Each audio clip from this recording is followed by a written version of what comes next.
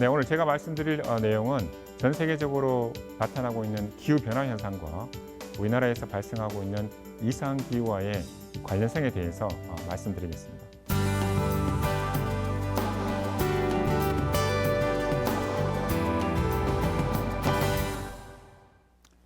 안녕하십니까. 한양대학교 해양대기 상호작용연구실의 예상옥입니다. 제가 오늘 말씀드릴 내용의 제목은 기후변화와 우리나라 이상기후이고요. 전 세계적으로 관측되는 기후변화가 어떻게 지금 우리나라에서 발생하고 있는 여러 가지 극한기상, 이상기후, 또 이상기상에 영향을 주는지 어떤 관련성을 가지고 있는지에 대해서 소개해드리고 싶습니다. 여러분들 잘 아시겠지만 전 세계적으로도 어떤 기후변화 현상이 뚜렷하게 나타나고 있습니다. 이 아래편에 보시는 그림은 이 전 지구 평균 기온을 지금 보여주고 있는 그림인데요. 이 그림에서 보시면 1850년부터 최근까지 지속적으로 전 지구 평균 기온이 증가하고 있고요. 그 끝부분에 보시면 최근 한 10년 동안 이 전 지구 평균 기온이 굉장히 빠르게 상승하고 있다는 것을 여러분들 한번 눈으로 보실 수 있을 것입니다. 이런 어떤 전 지구 평균 기온의 상승은 여러 가지 어떤 원인이 있지만 이 과학자들이 가장 이야기하고 있는 중요한 원인 중에 하나는 대기 중에 이산화탄소 농도의 증가입니다. 이 지난 40만 년 동안 이 대기 중에 이산화탄소 농도가 300ppm을 넘은 적이 없습니다. 하지만 현재는 이 400ppm을 넘었습니다. 이 400ppm을 넘었다는 것은 이 지구 입장에서는 지난 한 40만 년 동안 한 번도 경험해 보지 못한 대기 중의 이산화탄소 농도이고요.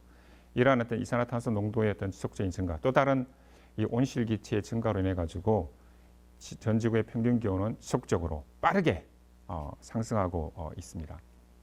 몇 년 전에 이제 작고하셨지만 우리가 잘 아는 호킹이라는 물리학자도 이 기후 변화가 인류의 멸종을 몰고 올 수 있다, 이렇게 우려를 표했고요.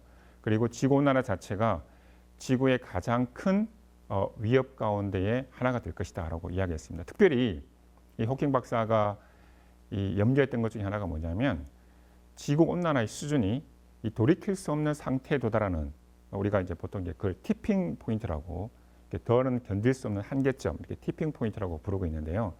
이 과연 티핑 포인트를 이 지구의 어떤 기후 시스템, 지구 자체가 넘어서지 않았는가, 이런 것들에 대해서 걱정을 했거든요.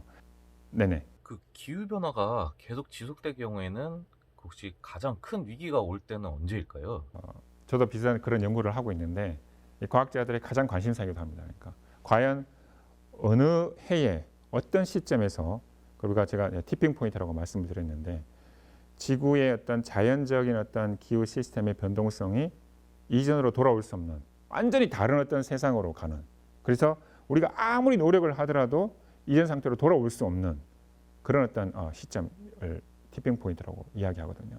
그렇게 되면 솔직히 그런 티핑 포인트를 넘어서게 되면 이 과연 지구의 어떤 기후에 또 날씨에 어떤 현상이 발생할지 아무런 우리가 예상을 하기 힘들어요. 왜냐하면 지금까지 그런 경우 한 번도 없었기 때문에. 이 정상적인 기후 변동, 기후 변화가 없는 정상적인 기후 변동, 즉 기후 평균값에서 어떤 기후 변수들이 위아래로 이렇게 왔다 갔다 하는 정상적인 기후 변동성이 기후 변화의 영향에 의해서 급격한 변동성을 보일 수 있다는 게 지금 현재 과학자들이 굉장히 우려하고 있는 점입니다. 왜냐하면 이 급격한 기후 변동은 이상기후 또는 극한기상, 이런 어떤 이 우리나라의 어떤 사람들의 어떤 삶, 경제, 사회 이런 데 막대한 영향을 미치는 이런 어떤 이상기후 발생을 가져올 수 있기 때문입니다. 자, 제가 실제적인 어떤 예를 하나 제가 말씀드리고 싶은데요. 자, 왼쪽에 보시는 그림은 이 전 지구 약 1950년부터 관측된 전 지구 평균 기온을 나타내는 그래프입니다. 이렇게 보시면 눈으로 보시더라도 전 지구 평균 기온이 뚜렷하게 상승하고 있는 걸 제대로 확인할 수 있죠. 자, 오른쪽 그림이 굉장히 흥미로운 그림인데요. 이 오른쪽 그림의 이 바가 뭐냐면 이 기후 평균값에서 얼마만큼 전 지구 평균 기온이 변동했는가를 보여주고 있는 바 그래프입니다. 보시면 전지구 평균 기온은 시간에 따라서 꾸준히 증가하고 있는 반면에 전지구 기온의 변동성, 즉 평균값에서 얼마만큼 위아래로 왔다 갔다 했는가 정도를 보여주는 변동성은 약 1990년대 중반 후반부터 급격하게 증가하고 있는 걸 볼 수가 있습니다. 자, 변동성이 커진다는 게 우리가 실제 2020년대에 우리가 저희들이 제대로 경험을 했는데요.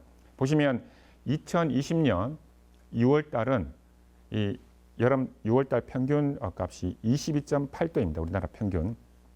평년값, 평균값이 21.2도인데 2020년 6월 달 평균 기온은 역대 1위를 기록했습니다. 근데 바로 한 달이 지난 2020년 7월 달 평균 기온은 평년값에서 확 떨어진, 그러니까 굉장히 저온의 상태를, 그래서 역대 44위, 전체 48년 동안 역대 44위를 기록했습니다. 그러니까 6월 달 기온은 굉장히 높았는데 역대 1위를 차지했는데 7월 달 기온은 엄청나게 낮았던 거죠. 평균값에 비해서. 자, 많은 과학자들의 어떤 연구 결과에 의하면요, 한반도 우리나라의 어떤 이상 기후 발생에 영향을 주는 기후 변화 요소는 세 가지로 우리가 정리를 할 수 있습니다. 첫 번째가 뭐냐면 북극의 해빙의 감소입니다. 두 번째가 중위도의 대기 구조의 변화이고요. 세 번째가 열대 지역의 팽창입니다. 하나씩 제가 자세하게 말씀을 드리겠습니다. 첫 번째는 북극 해빙의 감소입니다. 북극 해빙의 감소에 대해서 말씀드리기 전에 올해 2020년 현재 북극 해빙의 상태를 보여주고 있는 그림인데요. 이 그림에 보시면 하얀색으로 된 부분이 지금 북극 해빙이 있는 부분이고, 지금 파란색으로 청색으로 된 부분이 지금 해빙이 녹아 있는 상태입니다. 굉장히 많은 어떤 영역이 해빙이 녹아서 지금 바다 상태로 되어 있는 거죠.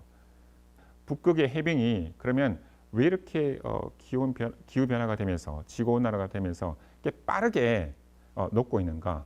그 이유는 북극 증폭이라는 이 현상 때문에 그렇습니다. 북극 증폭은 뭐냐면 북극 지역의 평균 온도의 상승이 전 지구 평균 온도 상승에 비해서 2배 내지 3배 정도 빠른 이 온도 상승 속도를 보이고 있다는 것을 우리가 북극 증폭이라고 그럽니다. 그러니까 왜 그러면 북극에서 이런 북극 증폭, 왜 다른 어떤 지역에 비교해서 이 평균 온도 상승이 왜 이렇게 2배, 3배 이렇게 빠르게 진행되고 있냐면, 이 북극 지역에는 굉장히 특이한 좀 전문적인 용어로 되먹임 현상이라고 그러는데요. 이 피드백 현상, 되먹임 현상이 존재하고 있는데, 대표적인 게 뭐냐면 북극 해빙과 이 태양 복사와의 관계입니다. 여러분들 머릿속으로 한번 생각해 보시면, 이 지구가 약간 더워져서 북극의 해빙이 약간 녹아졌다고 생각해 보십시오. 북극의 해빙이 약간 녹으면 이 북극 지역에 들어오는 태양 복사량이, 태양빛이 더 많이 늘어나게 되고요. 태양빛이 늘어나면 북극 해빙이 더 줄어들게 되고, 북극 해빙이 더 줄어들게 되면 더 많은 양의 태양빛이 북극에 들어와서 북극 지역의 평균 온도를 아주 빠르게 상승을 시킬 수 있는 거죠. 이런 어떤 되먹임 현상 때문에 실제 현재 북극의 어떤 평균 온도는 매우 빠르게 상승을 하고 있고요. 이런 어떤 북극 지역의 빠른 온도 상승으로 인해서 과연 우리나라가 위치하고 있는 중위도 지역에 어떠한 대기 현상이 나타날 수 있냐면, 이 제트 기류, 제트 기류는 여러분들이 많이 들어보셨겠지만 북극의 중위도를 이렇게 감싸고 있는 매우 강한 크기의 이 바람입니다. 동서방향으로는, 서쪽에서 동쪽으로 부는 이 제트 기류가 약화가 되고요. 그래서 이 블로킹이라는 특이한 어떤 기상 현상을 일으키게 됩니다. 이 블로킹은 뭐냐면, 이 중위도 편서풍대에서 이 동서방향의 바람이 약화되고 이 남북 바람이 강화되는 현상인데요. 이 그림에서 보시는 것처럼 이런 어떤 공기의 어떤 이 흐름이, 출렁거리는 흐름이 훨씬 더 커지는 걸 이야기합니다. 자, 이런 어떤 이 블로킹 현상이 발생하게 되면 과연 어떤 현상이 야기될 수 있는가? 여름과 겨울 두 계절에 동시적인 영향을 미칠 수 있습니다. 머릿속으로 한번 생각해 보십시오. 어떤 흐름이 움직이지 않고 블로킹, 어떤 지역에 지속적으로 어떤 유지가 된다고 생각했을 때에, 여름 같은 경우에는 고기압이 예를 들어서 우리나라 지역에 꾸준히 유지가 된다면 태양 복사, 태양빛이 계속 들어와서 기온이 상승해서 여름철에는 폭염을 일으키는 어떤 주요한 원인이 되고요. 겨울 같은 경우에는 우리나라 주변에 예를 들어서 어떤 저기압이 이동하지 않고 블로킹, 즉 어떤 위치에서 계속 유지가 된다면 그쪽에 찬 공기가 형성이 돼서 그 찬 공기가 다른 쪽으로 빠져나가지 않고 우리나라 지역에 계속 머물면서 한파의 원인이 될 수 있습니다. 즉 이런 어떤 북극 해빙의 감소로 북극 지역의 북극 증폭 현상이 발생하게 되고 이런 북극 증폭 현상은 우리나라 중위도 지역에 우리나라가 위치한 중위도 지역에 블로킹을 발생할 수 있는 좋은 조건을 형성시켜줘서 우리나라 지역의 여름철에는 폭염, 겨울철에는 한파와 같은 그런 어떤 이상기상, 어떤 극한 기상을 발생시킬 수 있는 거죠. 자, 두 번째가 중위도의 어떤 대기 구조의 변화인데요. 중위도 대기 구조의 변화도 이 북극 지역의 북극 증폭과 상당한 밀접한 연관성을 가지고 있습니다. 지금 보시는 그림은 최근 10년간의 전 지구 기온 변화를 보여주고 있는데요. 우리가 지금 이렇게 박스로 된 부분이 우리나라가 위치한 중위도 지역이거든요. 그리고 그 위쪽이 지금 고위도 북극 지역이고요. 이렇게 보시면 제가 말씀드린 것처럼 북극 지역의 기온이 급격하게 빠르게 상승하고 있다는 걸 알 수가 있죠. 자, 이러한 어떤 북극 증폭으로 인해서 고위도 지역의 기온이 중위도 지역보다 더 빠르게 상승하면 중위도 지역에 어떤 현상이 야기될 수 있냐면 이 남북 방향, 그러니까 남북 방향, 이 남쪽과 북쪽 방향으로 온도의 온도의 변화 경도가 약화되게 됩니다. 자, 남북 방향의 온도 경도가 약화되면요, 어떤 현상이 발생할 수 있냐면 중위도의 대기 구조가 변화됩니다. 그 대표적인 게 뭐냐면 바람이 약화되고요. 그리고 그 바람에 관련이 있는 운동 에너지, 이 대기의 운동 에너지가 약화되게 됩니다. 자, 바람이 약화되고 에너지가 약화된다고 했을 때에 우리가 쉽게 생각할 수 있는 게 뭐냐면 중위도를 이렇게 날씨를 지배하고 있는, 날씨에 영향을 주고 있는 대기의 순환의 강도가 약화된다라고 우리가 쉽게 생각할 수 있습니다. 자, 실내로, 자, 이 그래프가 뭐냐면 이 그래프에서 지금 붉은 선은 뭐냐면 지난 한 3, 40년 동안 우리나라 여름철에 발생한 열파의 강도를 지금 보여주고 있는 거고요.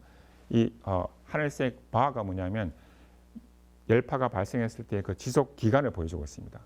이 강도 그래프는 우리가 어떤 뚜렷한 어떤 경향성을 보기가 좀 힘들지만 이 파란색 바를 보시면 점점점 오른쪽으로 올수록, 최근으로 올수록 여름철에 발생한 열파의 지속 기간이 길어지고 있다는 걸 우리가 볼 수가 있습니다. 즉 제가 말씀드렸던 것처럼 실제 중위도 지역의 바람의 세기가 감소하고 대기 운동성이 감소되면서 대기 순환이 빠르게 이동해야 되는데, 서쪽에서 동쪽으로 이동을 해야 되는데 이동하지 못하고 한 군데에 계속해서 정체되는 이런 정체 현상이 발생하게 되면서 특별히 여름철에 열파의 어떤 지속 기간이 길어지는 그런 어떤 이상 기상이 발생할 수 있다는 것을 말씀드릴 수 있습니다. 특별히 2018년도에 발생한 우리나라 여름철 폭염, 이 열파의 특징이 뭐냐면 어느 시기보다도 발생한 이 열파보다도 지속 기간이 매우 길었습니다. 이 지속 기간이 긴 이유가 제가 설명드렸던 것처럼 중위도 대기 구조의 변화로 인한 대기 순환의 정체로 인해서 어떤 특정한 어떤 기압 패턴이 오래 지속되니까 우리나라에 이런 어떤 폭염과 어떤 열파와 같은 이런 어떤 이상 기상, 극한 기상이 발생할 가능성이 높아지는 거죠. 자, 마지막으로 말씀드리고 싶은 게 열대 팽창입니다. 자, 열대 팽창은 뭐냐면 이 열대 지역이 여러분들 전 지구에서 바닷물이 가장 따뜻한 지역인 건 아시죠, 그죠? 자, 그 열대 지역에서도 특별히 바닷물 온도가 가장 따뜻한 지역이 있습니다. 그 지역을 저희들이 이제 웜풀이라고 부르거든요. 웜풀, 그러니까 따뜻한 풀이라고 부릅니다. 근데 이 웜풀 지역이 최근에 그 팽창 추세가 굉장히 빠르게 관측되고 있습니다. 지금 왼쪽에 지금 두 개의 그림이 있는데요. 첫 번째 그림이 뭐냐면 1900년부터 1950년까지 열대 지역의 웜풀의 구조를 보여주고 있고요. 아래 그림이 최근 한 3, 40년 동안의 웜풀의 구조를 보여주고 있는데 우리가 눈으로도 확인할 수 있는 것처럼 이 붉은색으로 된 이 해수면 온도, 표층 수온이 최근에 증가했다는 걸 알 수가 있고요. 또 하나는 뭐냐면 그 지역이 팽창했다는 걸 알 수가 있습니다. 자, 이 지구의 열대 지역의 이 웜풀은 인간으로 치면 어떤 심장과 같습니다. 그리고 지구로 치면 보일러와 같습니다. 결국 지구에서 가장 따뜻한 물이 모여지고 있는 저 웜풀, 저 지역에서의 어떤 해수면 온도가 빠르게 증가하고 있고 그 영역이 빠르게 확대되고 있다. 이것은 과학자들의 연구 결과에 의하면 인간 활동이 아니고서는 어떤 지구에 있던 존재하는 어떤 자연적인 변동성으로는 결코 설명할 수 없는 현상입니다. 오로지 인간 활동의 증가에 의한 온실가스의 증가로만 설명될 수 있는 현상이기 때문에 이 열대 지역이 팽창하고 있다. 열대 지역의 웜풀이 팽창하고 있다는 것은 우리나라와 열대 지역을 잇는 대기 순환인 이 헤들리 순환이 팽창하게 되고 이동하게 됩니다. 그러면 그 영향으로 인해 가지고 한반도 지역에 이 폭염에 막대한 큰 영향을 미칠 수 있다는 게 과학자들의 연구 결과입니다. 질문이 있습니다. 기후변화를 줄이기 위해서 선행되어야 할 조건은 무엇인가요? 아마 미디어를 통해서 아마 많이 들어보셨을 텐데 우리나라가 이제 탄소 중립 사회라는 탄소 중립으로 가야 된다. 탄소 중립 국가로 가야 된다. 아마 이런 어떤 말들을 아마 미디어를 통해서 많이 들어보셨을 거예요. 아마. 그래서 가장 중요한 건 뭐냐면 아까 제가 말씀드린 것처럼 대기 중에 그 이산화탄소 농도를 줄이는 게 우리가 할 수 있는 가장 직접적인 일입니다. 그래서 우리나라도 한 2030년, 2050년 탄소 중립사, 탄소 제로 사회, 우리나라뿐만 아니라 전 세계적으로 이런 어떤 무브먼트가 있거든요. 그러니까 대기 중에 이산화탄소의 농도를 우리가 지금으로부터도 노력해가지고 줄이지 않으면 이산화탄소는 이 반감기라고 해야 되나요? 그러니까 대기 중에 머무르는 시간들이 굉장히 깁니다. 100년 이상입니다. 그러니까 한번 배출되면 한 100년 동안은 그냥 계속 대기 중에 존재를 하고 있거든요.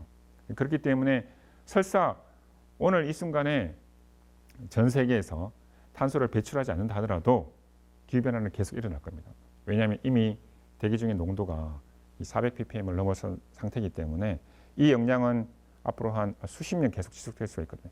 그럼에도 불구하고 우리가 이런 어떤 탄소를 줄이는 이런 어떤 적극적인 정책이나 어떤 노력들을 하지 않으면 더 심각한 어떤 결과를 가질 수 있기 때문에 우리가 이런 노력들을 계속 해야 되는 거죠. 그러니까 우리가 계속 이제 기후 변화란 말 대신에 지금 미디어에서 기후 위기라는 말이 계속 제시되고 있는데 정말 위기입니다.